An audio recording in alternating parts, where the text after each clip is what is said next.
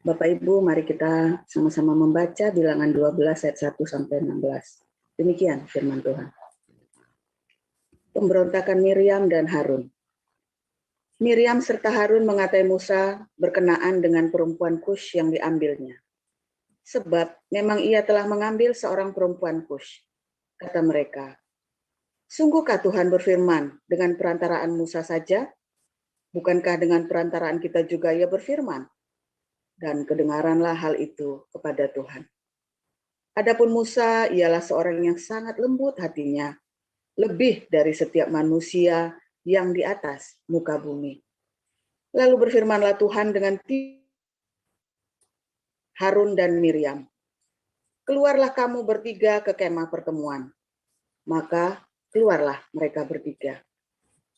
Lalu turunlah Tuhan dalam tiang awan dan berdiri di pintu kemah itu, lalu memanggil Harun dan Miriam. Maka tampillah mereka keduanya. Lalu berfirmanlah ia, dengarlah firmanku ini. Jika di antara kamu ada seorang nabi, maka aku, Tuhan menyatakan diriku kepadanya dalam penglihatan. Aku berbicara dengan dia dalam mimpi.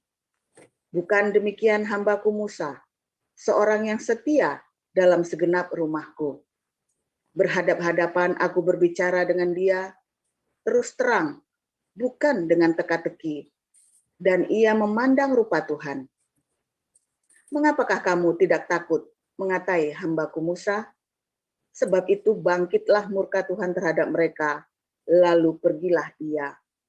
Dan ketika awan telah naik dari atas kemah, maka tampaklah Miriam kena kusta, putih seperti salju. Ketika Harun berpaling kepada Miriam, maka dilihatnya bahwa dia kena kusta. Lalu kata Harun kepada Musa, ah Tuanku, janganlah kiranya timpakan kepada kami dosa ini, yang kami perbuat dalam kebodohan kami. Janganlah kiranya dibiarkan dia sebagai anak gugur, yang pada waktu keluar dari kandungan ibunya, sudah setengah busuk dagingnya. Lalu berserulah Musa kepada Tuhan, ya Allah, sembuhkanlah kiranya dia. Kemudian berfirmanlah Tuhan kepada Musa, sekiranya ayahnya meludahi mukanya, tidakkah ia mendapat malu selama 7 hari? Biarlah dia selama 7 hari dikucilkan keluar tempat perkemahan. Kemudian bolehlah ia diterima kembali. Jadi dikucilkanlah Miriam keluar tempat perkemahan 7 hari lamanya, dan bangsa itu tidak berangkat sebelum Miriam diterima kembali. Kemudian berangkatlah mereka dari Hazerot dan berkemah di padang gurun Aram. Demikian. Ya, Ibu Vivi melanjutkan. Baik, saya lanjutkan bacaan firman Tuhan, Matius 5 ayat 10 sampai dengan 12. Demikian firman Tuhan. Berbahagialah orang yang dianiaya oleh sebab kebenaran, karena merekalah yang mempunyai kerajaan surga. Berbahagialah kamu jika karena aku kamu dicela dan dianiaya, dan kepadamu difitnahkan segala yang jahat. Bersukacita dan bergembiralah, karena upahmu besar di surga, sebab demikian juga telah dianiaya nabi-nabi yang sebelum kamu. Demikian bacaan firman Tuhan. Luar biasa firman Tuhan pada pagi hari ini. Ini adalah ujian para jenderal kerajaan Allah ya. Ini banyak yang nggak lulus ya, serius. Saya aja nggak lulus, bolak-balik saya ngulangin. Ini ujian para jenderal kerajaan Allah, ujian tingkat tinggi, jarang yang lolos ya, jarang yang lolos. Saya bilang ujian tingkat tinggi ini karena kalau Anda lihat ya di dalam setiap kehidupan kita, orang-orang yang dikata-katai oleh anak buahnya sendiri atau keluarganya sendiri, pasti dia akan ngucap lagi, akan balikin kata-katanya lagi itu. Karena apa? Ya karena hatinya nggak terima. Ya, hamba-hamba Tuhan banyak yang gugur ketika ada pengurusnya atau majelisnya yang memberontak, gitu ya, mengata-ngatai dia. Banyak yang gugur, kita aja gugur, suami istri gugur, ribut, akhirnya cerai, ya kan? kakak beradik akhirnya geger, kongsi akhirnya pecah, gereja akhirnya bubar, ya kan? Akhirnya bubar, alasannya oh itu untuk kemuliaan nama Tuhan, memang kita harus berpisah, wes gundulmu peang kemuliaan Tuhan, kita nggak jujur, makanya nanti ulang terus, kayak saya ulang terus sampai lulus pokoknya, sampai saya diem. Ya, sampai diem. Responnya kan gampang itu, diem. Kalau ada orang ngata-ngatai kita, ada orang-orang yang ngomongin kita nggak baik, responnya gampang diem. Tapi hati ini nggak tahan. Oh iya memang nggak tahan. Tapi itu kalau hati kita nggak tahan, berarti kita masih nggak beres. Sampai orang ngomongin kita itu kita biasa-biasa saja sampai mati rasa. Tahu jelek, tapi yang rasanya apa? Biasa aja tuh. Itu sampai wah nanti baru Anda berhenti. Nanti tiba-tiba berapa tahun kemudian ngalamin lagi yang lebih edan lagi. Wah itu sering ya yang begitu ya. Nah, dan selalu gagal. Karena kita nggak nyangka itu datangnya sekonyong-konyong dari orang yang tidak kita, kayak Musa itu ya, kalau yang ngomongin si Datan dan Abiram itu, orang pengkhianat itu, bodo amat ya, bodo toing ya. Ini yang ngomongin Miriam, adiknya sendiri, kakaknya sendiri. Kakaknya yang menyelamatkan dia waktu dia mau dibunuh di Sungai Nil waktu bayi. Yang ngomongin kakaknya sendiri. Jadi nggak diduga, nggak terduga. Nah, saya ingat Pak HW itu ya, sebelum kejadian saya tenar itu, jadi selebritis dadakan. Itu Pak, saya kok penglihatan beberapa kali, mimpi yang sama 3 kali. Cerita tentang Musa. Saya bilang, wah tuh bahaya itu Pak HW, sebentar lagi Pak HW mau disalib itu. 3 kali lagi ngimpinya, beneran kejadian. Wah, Pak HW lagi jadi Musa nih, saya bilang. Beneran lagi jadi Musa. Udahlah, diem aja deh. Cuma disuruh diem kuncinya. Waduh, tahan nggak ya? Ya nggak tahan. Itu dia Pak. Aduh, usianya memang itu dia. Saya aja bolak-balik ngulang Pak. Dari Pak HW dulu. Oh, ya. Di sidang diem, di apa diem pokoknya. Yang itu anak kemarin sore semua lagi. Nah, itu kadang kurang aja anak kemarin sore. Saya dengar dia sampai, ya ampun anak kemarin sore. Dengar dia ceritanya. Aduh, bocah si kemarin sore semua. Nah, itulah dia. Sekali kita nggak tahan. Ya, ini kan perkara sepele Pak. Iya, tapi sekali nggak tahan, berarti nggak lulus aja pokoknya. Ngulang aja pokoknya. Oh, dan ini masalah besar. Ya, ini masalah besar. Sebab ujian para jenderal ini adalah soal cerita tentang pengkhianatan, soal tentang, oh Pak, kalau ngomongnya salah sih nggak apa-apa. Oh, balik kan. Kalau orang memfitnah, dan fitnahnya itu nggak benar, itu sebetulnya malah nggak apa-apa. Percaya enggak? Anda kan berpikir, oh itu kalau ngomongnya benar Pak, nggak apa-apa. Ini ngomongnya nggak benar Pak. Oh salah, balik kamu. Kalau dia ngomongnya salah justru nggak apa-apa, karena nggak akan terbukti. Masalahnya kalau dia ngomongin benar, cilaka loh kita. Ada orang mencoba mengungkit masa lalu saya. Dulu saya deg-degan ya. Tapi setelah saya mengalami hikmat sama saya, justru jadi bikin rendah hati dong. Oh iya Tuhan, benar juga ya. Sahabat saya di Berlin, teman saya juga ya, komplain besar gara-gara saya ngaku nabi. Nanti kamu sombong, kamu akan membawa orang-orang untuk mengagumi kamu. Saya bilang sama beliau, Pak, sekali saja orang ungkit masa lalu saya, habis saya Pak. Saya bilang begitu kan, habis saya. Jadi apa yang mau disombongin Pak? Apa yang mau saya sombongkan? Orang ungkit masa lalu saya, ya belum tentu saya bisa lolos Pak. Saya bilang begitu kan. Tapi saya Pak, dan orang berusaha untuk yang ini, yang ini. Kalau salah mah nggak apa-apa. Nah, kalau benar gimana? Nah itu katanya gitu. Kalau benar lah. Kalau dianggap yang salah itu mah nggak tak urusin sama saya ya. Kalau yang benar gimana? Cerita yang benernya, wah repot itu. Fitnahan salah kan nggak apa-apa. Kalau fitnahan benar itu yang repot itu. Maka enggak. Sejujurnya kan begitu kan. Nanti kan kalau ngomong kalau benar mah nggak apa-apa Pak. Kalau tapi ini ngawur ya masalah. Nah jangan kebalik. Kalau salah justru nggak apa-apa. Kalau bener mati lo. Selesai sudah karirmu. Nah, jangan takut. Jangan pernah takut. Saya jangan takut. Sampai kemarin sudah dibongkar habis-habis aja. Masa lalu saya itu banyak orang bongkar sampai habis-habisan dibongkar. Dan mati, terlambat lu, gue udah ngaku kemarin. Saya bilang, lambat kamu. Sudah pemberesan sama orang-orangnya semua. Lambat kamu, saya bilang dalam hati saya. Lambat kamu. Sudah nggak ini lagi, udah nggak ada gregetnya lagi. Saya bilang bom waktu itu, nah, teori kan gitu. Kalau bom waktu kita tungguin meledak, kan deg-degan kita kan, mesti nyari kan di mana kan. Lalu gimana caranya? Diletakin saja gedungnya langsung kan, nggak perlu tungguin. Amat ya, iya. Saya mah gitu. Saya nggak mau nungguin bom waktu meledak, saya ledakin dulu. Saya ledakin dulu saja, jadi saya nggak perlu nunggu-nunggu. Ya. Terus saya bilang, apelu, kan tinggal begitu aja. Enak, bikin enteng saja. Loh Pak, jadi kita jadi malu tentunya. Enggak, biasa aja. Siapa sih di dunia ini orang yang berhasil nggak pernah gagal? Siapa sih di dunia ini orang yang pernah merasakan malu, dipermalukan, atau dia berbuat sesuatu yang bodoh? Hampir tidak ada. Hampir tidak ada. Ya. Bahkan para rasul pun sudah berkhianat kepada Yesus. Bahkan para rasul aja berkhianat loh sama Yesus. Para nabi itu karu-karuan hidupnya. Tapi semua kan ada pertobatan.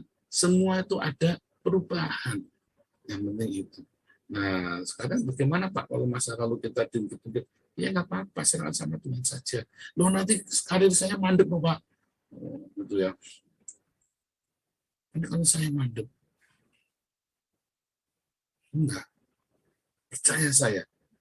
Kalau Tuhan sudah buka jalan buatmu, justru orang fitnah kamu, orang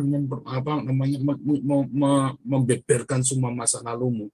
Kalau Tuhan sertai kamu, jangan usah tutup-tutupin. Justru orang akan berempati kepadamu.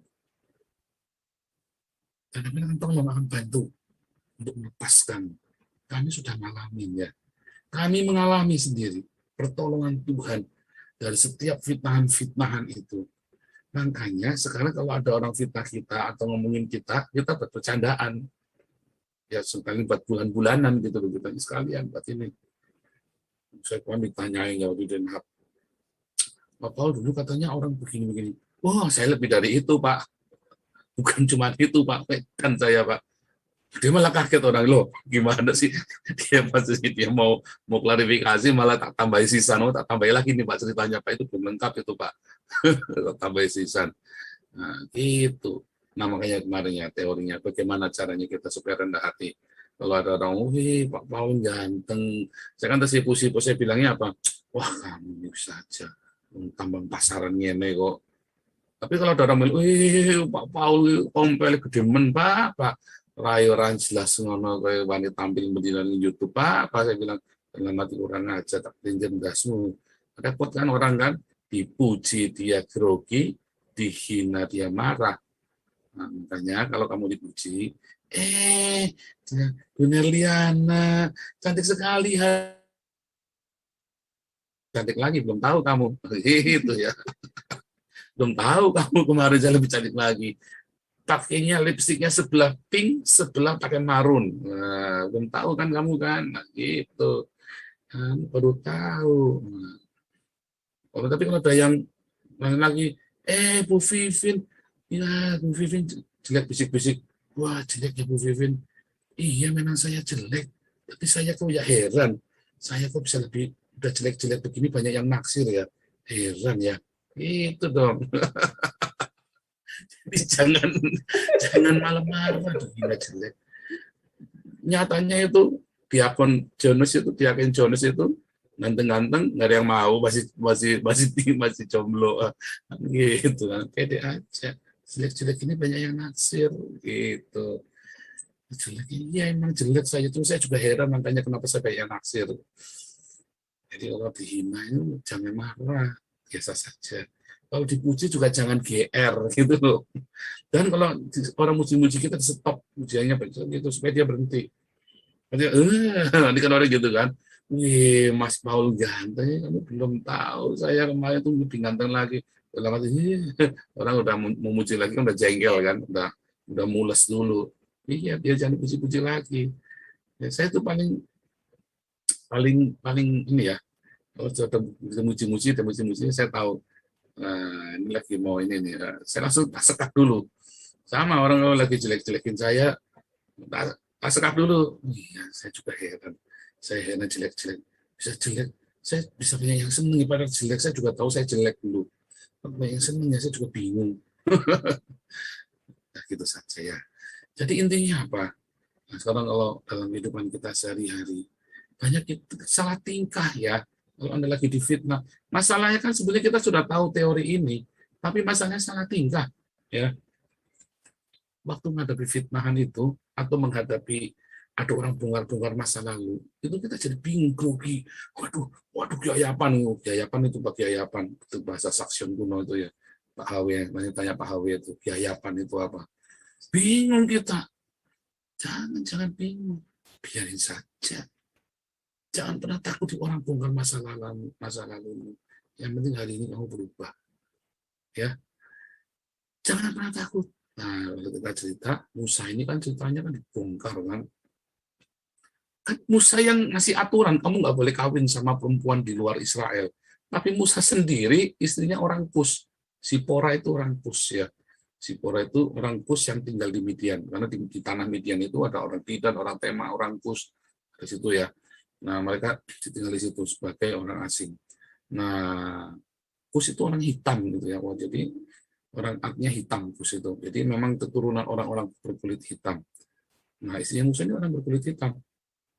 Nah, lalu mereka pada komplain, kamu nih ngelarang orang kawin sama orang bangsa lain, kamu sendiri kawin sama orang Kus. Udah gitu masih anakmu nggak disunat pula kan, sempat nggak disunat kan anaknya Musa yang pertama itu kan. Nah, gimana? Akhirnya apa?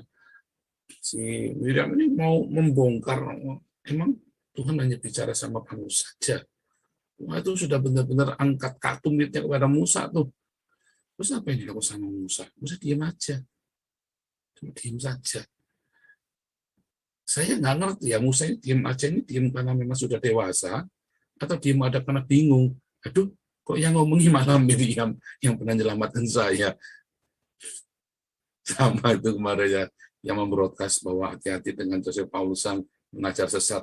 Yang membroadcast ke Jerman itu dosen pembimbing tesis saya. Pak Awe sampai mau ngomong sama saya sampai bingung ngomongnya. Iya ini dari ini. Orang ini kan langsung tak tebak begitu. Dia bilang iya Pak, ngomongnya begini. Langsung napi dilawan. Langsung saya tebak orang ini kan yang ngomong kan. Saya bilang begitu. Langsung tak telepon orangnya kan. Maksudnya saya kan mau pengen tahu mungkin saya ada salah sama dia, salahnya apa kan begitu kan. Nggak diangkat. Ya sudah. Pusing dan yang enggak ya biarin saja. Ya kan?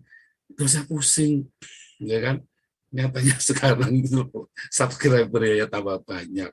Nyatanya ya sekarang istilahnya berkat-berkat yang melimpah semua. Pelayanan dibukakan semua. Kan begitu kan? Kalau nggak mau ketemu saya rugi kalau undang-undang saya khotbah rugi. Nggak foto bareng sama Nabi ke-26 kan gitu saja, pede aja lagi. Orang-orang di pinggir jalan begitu saya tahu saya Paulusan ya langsung rebutan foto. Orang nggak mengundang saya khotbah, biarin saja. Heran amat ya. Heran amat lagu amat. Tapi begitu ya. Kita yang kita sering bingung ketika orang fitnah kita mau apa? Oh nanti orang jelek-jelekan kamu gimana? Nanti gimana? Ya biarin saja.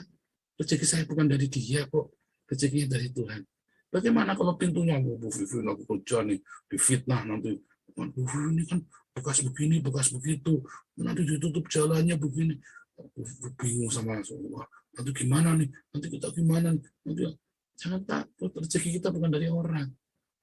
Dari Tuhan. Apalagi kalau dia ngomongnya salah, nanti dia akan malu sendiri. Kalau dia ngomongnya benar gimana? Iya nggak apa-apa, tetap nggak apa-apa. Kalau dia ngomong memang dulu kita seperti itu, jangan takut. Ya, jangan takut, jangan pernah takut. Semua ketakutan kita itu nggak ada gunanya. Sebab berkat kita itu bukan dari orang-orang itu. Mungkin orang itu benar-benar tutup jalan kita loh.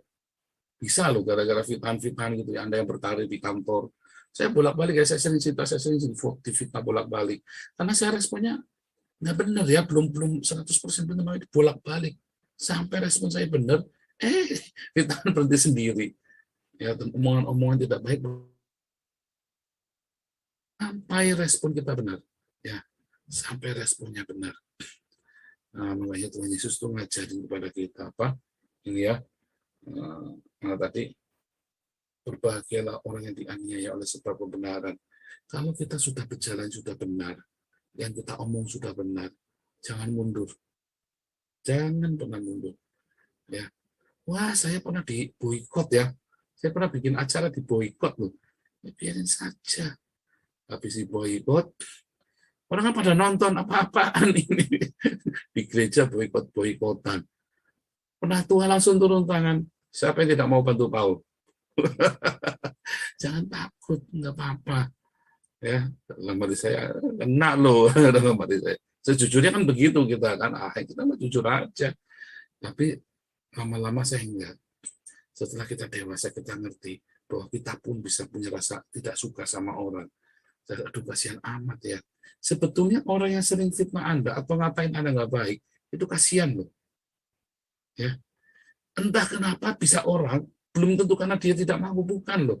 Seringkali tiba-tiba memang hidupnya dikuasai dengan kedengkian, dengan rasa sirik. Dan itu nggak enak banget loh hidup begitu loh. Waduh, ya mungkin saudara terlalu suci untuk merasakan itu. Saya pernah ngalami dikuasai oleh kedengkian. Tekanan itu nggak enak banget, tidur nggak enak, marah. Begitu saya dengar nama orang itu langsung panas. Nah itu ya. Tapi kalau Anda ngerti ya bahwa orang hidup itu nggak enak, Anda malah kasihan loh kalau orang dengki sama kita. Kasihan loh. Karena dia sendiri nggak bisa kuasai gitu. Dia juga nggak tahu kenapa dia bisa dengki. Anda tahu nggak? Punya nggak rasa gitu? Ya, tadi mungkin Anda terlalu suci hidupnya sehingga nggak pernah ngerasain kedengkian yang tiba-tiba. Saya sering ya dulu ya, sampai saya didengkiin orang, saya ngerti apa namanya, bisa mengucap syukur, saya baru ngerti rasanya, dan saya baru bisa berhenti dari rasa dengki. Kalau ada orang begitu, ternyata didengkiin nggak enak ya. Gitu ya, jadi kita jangan dengki sama orang. Kalau ada orang senang, kita ikut senang. Kalau ada orang susah, kita ikut susah. Itu ya. Berbahagialah kamu, jikalau karena aku kamu, apalagi kalau karena Tuhan. Ya, karena kita sudah melakukan pelayanan. Ya, kayak kemarin tuh diaken-diaken, sudah melayani benar, sudah jujur, masih difitnah, masih dicaci maki. Nah, mas banyak yang nggak lulus. Lulusnya lulus, ngulangi lagi sampai baik. Ya, hamba-hamba Tuhan sudah benar, sudah baik, sudah menyapu nyawa, sudah mempertaruhkan segala-galanya, masih dicela loh, masih diomongin ya karu-karuan, masih dianiaya lagi, masih lagi difitnah. Tapi Tuhan Yesus bilang berbahagialah, karena itu jatahnya kita. Justru itulah emas yang kita keluar nanti melayani Tuhan yang sesungguhnya, itulah itu. Kalau Anda jadi diaken dipuji-puji orang, kalau Anda jadi pendeta dipuji-puji orang, kalau Anda jadi WL dipuji-puji orang, kalau Anda jadi asyir dipuji-puji orang, itu mah biasa, memang sudah seharusnya. Tapi kalau Anda sudah kerjain baik-baik, masih dibisuyo, masih dimaki-maki, masih dicela, masih difitnah pula, masih digeser lagi. Jabatan apa? Saya jabatan tukang bersih WC di gereja, masih digeser. Udah ngajar bener ya. Orang-orang kadang-kadang berbahagialah, tenang saja. Mau di gereja, mau di kantor, jangan dibeda-bedain, sama saja. Mau di gereja, mau di kantor, mau dimanapun. Kalau kita sudah benar, lakukan yang benar, ya, terus kita dicela, dianiaya, difitnah, jangan takut. Yang lurus, yang lempeng. Anda harus percaya. Taruh percayamu bahwa rezekimu bukan dari orang-orang itu, tapi dari Tuhan sendiri. Dan Anda tetap merendah. Jangan lawan. Jangan. Tetap merendah. Semakin merendah. Ya. Dan berikan kasih-Mu yang melimpah. berikan kasih-Mu. Nah, upah kita besar di surga. Karena upah kita itu besar di surga. Ya. Kan ayat itu tadi pemberontakan Miriam, ceritanya adalah jangan menyakiti hamba Tuhan. Oh salah. Bukan. Cerita itu karena kita pemberontakan Miriam. Judulnya kan pemberontakan Miriam itu. Judulnya. Tapi sebenarnya cerita itu tentang bagaimana sikap hati kita meresponi orang-orang yang tidak puas sama kita, orang-orang yang sirik, dengki, bahkan dan itu sahabat kita sendiri atau orang yang paling kita percaya justru. Wah, itu paling sulit, saudara, menerima kenyataan bahwa orang yang paling kamu percaya justru orang yang akan menghancurkan karirmu atau menghancurkan kehidupanmu, entah ibumu, ayahmu, istrimu, suamimu. Justru itu yang sering terjadi. Nah, tetapi Tuhan Yesus bilang berbahagialah. Sebab upahmu besar di sorga. Kalau kita melayani Tuhan dengan sungguh-sungguh. Dan sungguh-sungguh. Kalau kita sudah melakukan segala sesuatu dengan bersungguh-sungguh. Jangan takut. Nikmati bersama dengan Tuhan Yesus. Ya. Haleluya. Pak bisa apa enggak? Bisa. Makanya di sini metanoia. Ingat, ketika kita dianiaya, kita difitnah, dicela, dicaci maki, diolok-olok ya untuk sebuah kebenaran, bahkan dimasukkan penjara. Ingat, selalu ada berkat. Jangan khawatir. Jangan pernah takut, jangan pernah khawatir. Ya. Jangan pernah takut karena berkatmu bukan dari kondisi, bukan dari keadaan itu. Bukan dari backingan, bukan dari siapapun. Berkatmu itu dari Tuhan semesta alam. Justru kita harus berbahagia karena disitulah hati kita dimurnikan. Disitulah semua kebaikan kita itu dimurnikan. Kalau Anda dipuji-puji, tapi ketika Anda mengalami aniaya, mengalami difitnah dari gara-gara pekerjaanmu itu, disitulah hidup kita, karakter kita dimurnikan. Ya, kiranya rema dari Tuhan Yesus membuat Anda hidup bersukacita selalu. Tiada hari tanpa sukacita. Sekalipun banyak orang sedang mencaci maki, banyak orang salah paham sama kamu, sekalipun banyak orang sedang memfitnah hidupmu, sekalipun orang-orang terpengaruh dan sedang berusaha memboikotmu, ya kiranya rema pada pagi hari ini membuatmu bersukacita dan membuatmu jadi tambah rendah hati dan bersiap untuk next level ujian para jenderal, di mana para jenderal gagal, tapi katakan, Tuhan, jangan biarkan kali ini aku gagal, jangan Tuhan biar aku lulus, ya itu ya. Tuhan Yesus memberkati. Haleluya. Kita doa buat tubuh Pancasila. Haleluya.